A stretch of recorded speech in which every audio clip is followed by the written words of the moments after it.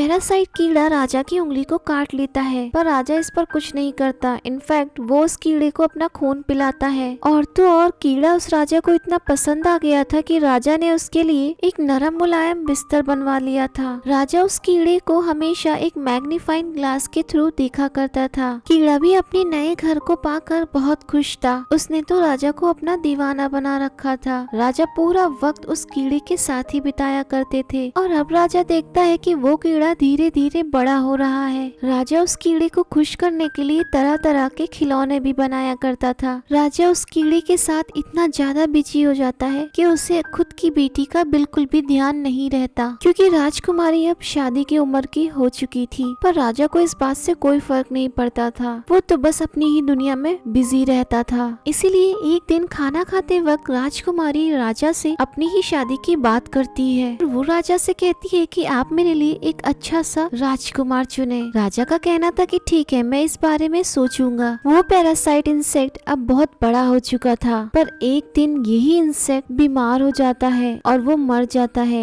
राजा अब उसकी सारी स्किन उतार लेता है। वही दूसरी ओर वो अपनी बेटी से जाकर कहता है कि तुम शादी के लिए तैयार हो जाओ, क्योंकि मैं तुम्हारी शादी के लिए एक स्वयंवर रचाऊंगा और जो भी उस स्वयंवर में जीत जाएगा वो तुम्हें पा लेगा। राजकुमारी इस बात से बहुत खुश हो जाती है, पर वहीं वो थोड़ा सा अपसेट भी होती है, क्योंकि वो अपनी पसंद का राजकुमार चुनना चाहती थी। पर कोई बात नहीं, उसे अपने फादर के इस डिसीजन पर पूरा ट्रस्ट होता है। राजा इस शादी का ऐलान पूरे किंगडम में कर देता है और राजा अपने महल में उस इंसेक्ट के स्किन लटका देता है, और जो भी ये बता देगा ये किसकी स्किन है वो जीत जाएगा। उनमें से बहुत से लोग आकर उस स्किन को चेक करते हैं, पर कोई भी ये नहीं बता पाता कि वो किस चीज की स्किन है। तभी वहाँ पर एक बहुत ही बदसूरत दिखने वाला एक आदमखोर जैसा आदमी आता है, जिसे देखकर सब डर जाते हैं। और वो जानवर जैसा दिखने वाला आदमी तुरंत उस स्किन के पास जाता है और उसे सूंघकर बता देता है कि ये किस इंसेक्ट की स्किन है। इससे राजा और उसकी बेटी काफी हैरान रह जाते हैं। राजा की बेटी को यहाँ थोड़ा बुरा भी लगता है, क्योंकि वो उस आदमखोर से शादी नहीं करना चाहती थी, इसीलिए वो रोते हुए वहाँ से चली जाती है। और फिर वो महल की छत पर जाकर खुद को सुसाइड ही करने वाली थी कि तभी वहाँ पर राजा आ जाता है, जो अपनी बेटी से कहता है, देखो मुझे तुम्हारे लिए बहुत बुरा लग रहा है, पर मैं अपनी जुबान से नहीं मुकर सकता। तुम्हें अब उस इंसान के साथ ही रहना होगा। पर इस बात से राजा की बेटी राजा से बहुत नाराज होती है। वो उससे कहती है कि आप किस तरीके के पिता हो, मैं एक शहजादी हूँ और आप मुझे एक बदसूरत इंसान के साथ जाने के लिए कह रहे हो। राजा इस बात से बहुत ही ज्यादा शर्मिंदा होता है और न चाहते हुए भी उसे अपनी बेटी को उस आदमखोर के हवाले करना ही पड़ता है।